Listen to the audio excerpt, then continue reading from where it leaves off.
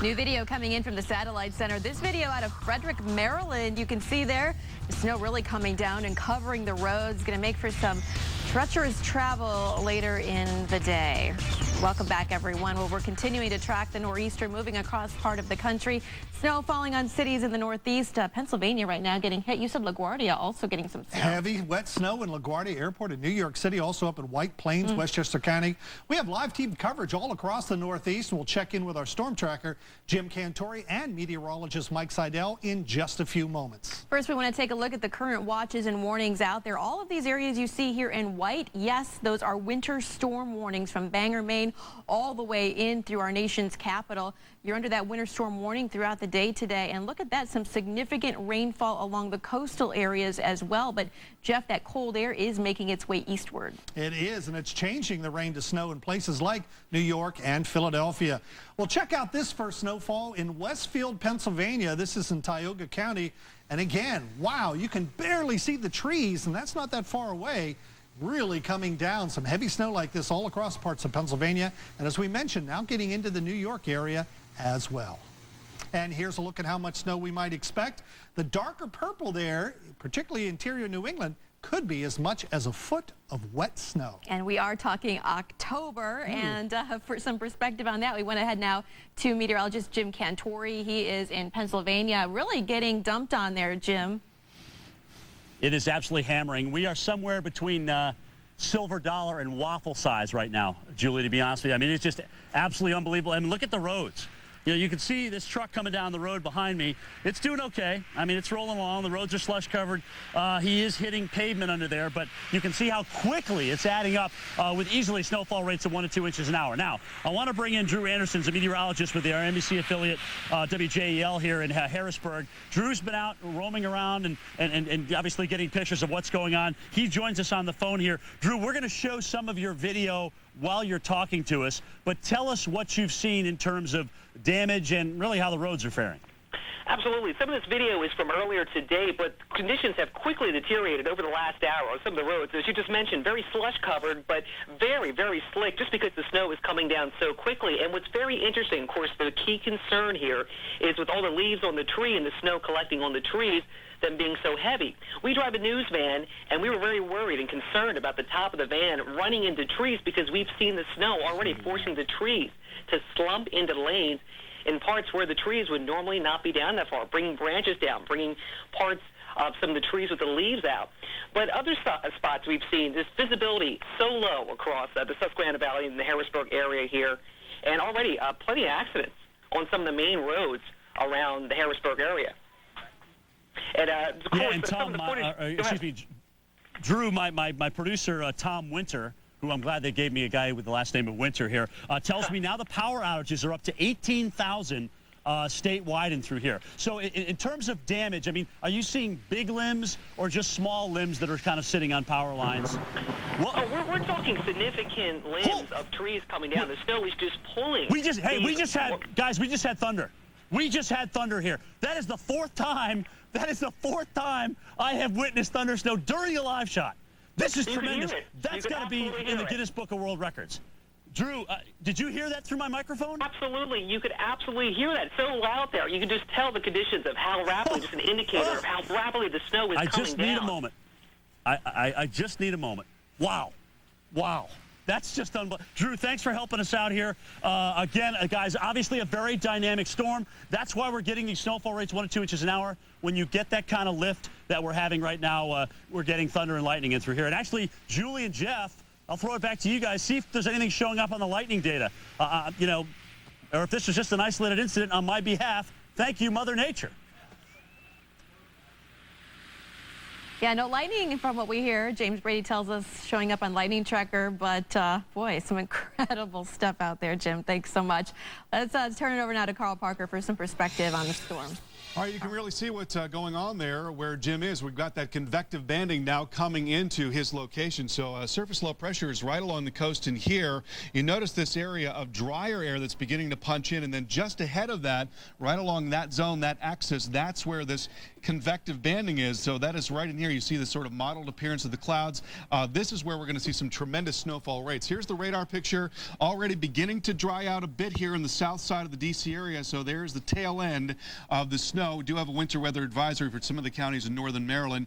But as we get farther northward, that's where the snow is coming down in earnest. I want to show you the Gibson Ridge radar and show you where this banding is. And you can see it very clearly on this particular radar. So right in here, these heavier returns anywhere from Mechanicsburg and Carlisle, getting back down towards Gettysburg, moving up now into Juniata, Mifflin counties. Harrisburg is right there. That's where Jim is. So this is the heavier mesoscale banding that's now coming up through this area.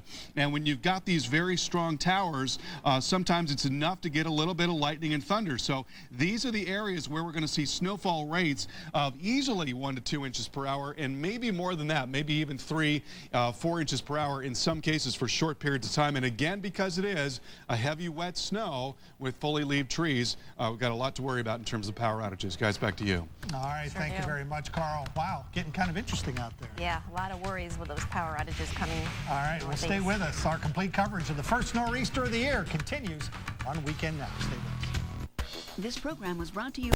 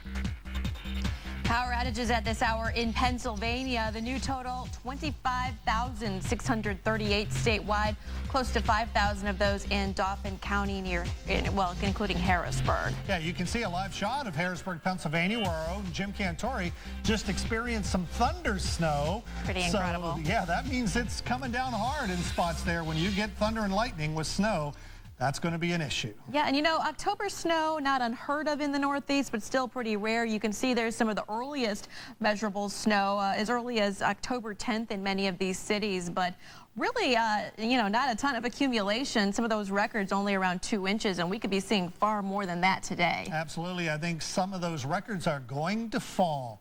All right, let's talk a little bit about some football games that may be affected. Flurries created a snowball in Frostburg, Maryland Friday night. This game between Mountain Ridge and Fort Hill. The snow was heavy at times, and the players had trouble seeing Fort Hill's running game. It proved to be the right game plan, though, to deal with the winter weather. They beat Mountain Ridge 41-0. I got to tell you, that field still looks green, and some of these games I'm going to show you right now, that field, I mean, you may have a hard time seeing it, like up at State College, Julie. That's one of them. Yeah, my Nittany Lions against the Illini. Oh, it is snowing hard there in State College right now. No two ways about it. And I think I have another game. There it is. At Piscataway, New Jersey. This would be Rutgers against West Virginia. I think they're going to have to deal with it, too. Yeah, the snowballs could be flying there at those games. College students and snow. Yeah, the two just don't mix. Exactly. All right, we want to get to Mike Seidel now. He is live covering this storm. And, you know, Mike, it looks like it's pretty nasty out there. Oh, there goes Mike. Mike just ran away from us there. He doesn't want to talk to us. I think he will be back shortly, hopefully. But yeah. You have a nice shot of there in New Jersey and New Milford. And again, the snow coming down, and you can see it's starting to cover the grass and probably even a little bit out on the roads, getting a little bit slushy. Do we have Mike? No Mike? You can see those power lines, though, in his shot. And, you know, power is one of the major concerns for us with this system because the snow is so heavy and wet. It's not going to take much, really, to bring down some of those lines. No, I agree. And that probably, we already saw that there are over 40,000 customers without power there in Pennsylvania now. Some of the heaviest snow will be right on up through not only Pennsylvania, but eventually into New England. Now let's see if we can go to Mike Seidel. Can we bring him back? Can we bring him back? Maybe? Coming? There he is. Hi, Mike. Mike, you ran away from us for a minute. You have to come back and tell us what's going on. Well, we had a mic issue. My mic died right as you were coming to me, so I had to grab the handheld, and the only way to grab it is to run over there and get it. So timing is everything. And by the way, that will be seen on most of your YouTube networks. Let's talk about delays at the airports. Long delays. This has been expected. Philadelphia now over an hour. JFK now over 4 hours. They just came out of a ground stop. Also ground stops at LaGuardia and Newark. If you're trying to fly into Philadelphia or the New York City airports this afternoon, check ahead. Your flight could be canceled. Certainly as we get into the later hours of this afternoon and this evening, I know the airlines are going to be scrapping some of these flights, and that will have a feedback into tomorrow morning's flights, although the snow will be over with. So if you've got a flight tomorrow morning, first say one of the first planes out, second planes out of those airports, do be aware that there's something maybe factored in there because of the planes being canceled this evening. Otherwise, we've got issues on the GW Parkway. I'm sorry, the Garden State Parkway going to the George Washington Bridge. Things are slowing down there. Also, I checked the cameras on the New Jersey Turnpike and the Garden State Parkway. And on the Turnpike, from Exit 5 north, I can see snow on the grass. As you get north of Exit 8 and 9 around Rahway and Conneaut, you're going to find that you're going to have to slow down. There's slushy accumulations on the Turnpike, certainly north of Exit 8 and Exit 9 and going up north of Newark and all the way up into Bergen County. Out here, we've got some slush in the middle of the roadway. Otherwise, the road is looking pretty good. But again, it's going to snow harder. And once the sun goes down, guys, that's our concern on the roadways. And once the wind picks up and we get more snow on these leaves, we'll have power outages like Jim is seeing now out there in central and western Pennsylvania. Back to you. All right, Mike, thanks so much. A long way to go there. Oh, yeah.